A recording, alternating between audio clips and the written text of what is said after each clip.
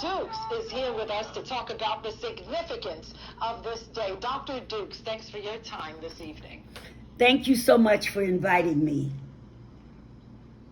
Yes, as the New York State president of the NAACP, and as someone who has spent 44 years fighting for civil rights, you look 44, so you've basically been doing this all your life. Explain the significance of this day for you. Well, it's mixed emotion for me.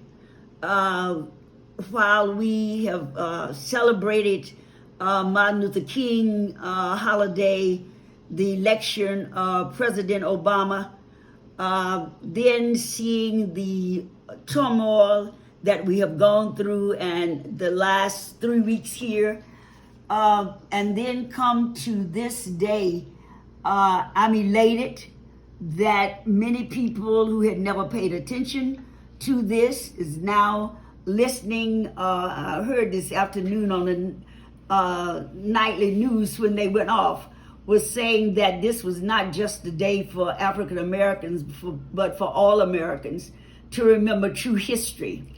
For me, the mixed emotion, I've been fighting for education, a curriculum that would include all the major history that every race have made, and especially African Americans.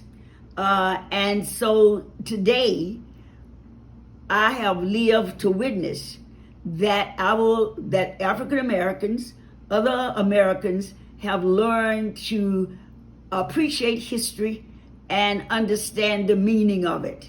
We didn't reach everyone, but from what I've heard and seen today, coming from all corners, it is an awakening of the appreciation of us as a part of America and the history and that we have provided to make America what it is today.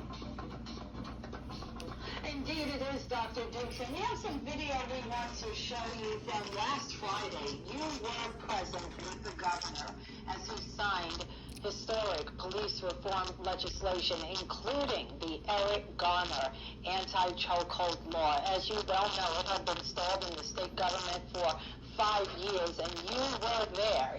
You're to his left. Why do you think the governor and the state legislature finally pushed those laws through? Well, I think that for 50 years, the New York State Conference have been going to Albany for what it calls Albany mobilization, talking about legislations and bills.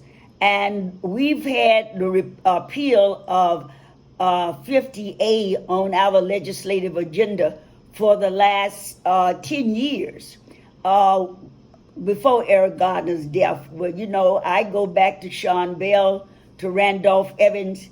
The list goes on here in New York. And of course, we could never find whether the officer that was alleged in the misconduct, had he or she, and most of them have been he, and very limited for she, had ever been involved in infractions where the city or the state had paid out money for their misconduct. And so that's how you find, Ms. Wills, as I've said, in every professional, there is disciplinary procedures, whether you're a doctor or a teacher or a policeman. It's a professional, and you should not be above the law. And some people are not fit for certain professions. And when you see officers that continue to have in their folder disciplinary actions, that should be a call for an examination, an evaluation of them being on the force. And so that's what we was fighting for. We're not saying all officers are guilty. NAACP, 111 years old. We believe everyone should have their day in court. But we also believe that when you cross the line, there is punishment, and that's disciplinary action to be taken against you. And so I think the governor heard us. Most certainly. We cannot forget the mothers who have been stalwart in fighting for their children, even though they could not bring them back. They wanted it not to happen to anyone else's child or to any other children. That is for sure. Dr. Hazel Dukes, New York State President of the NAACP, appreciate you. We thank you for your time. Thank you. You're clear. You're clear.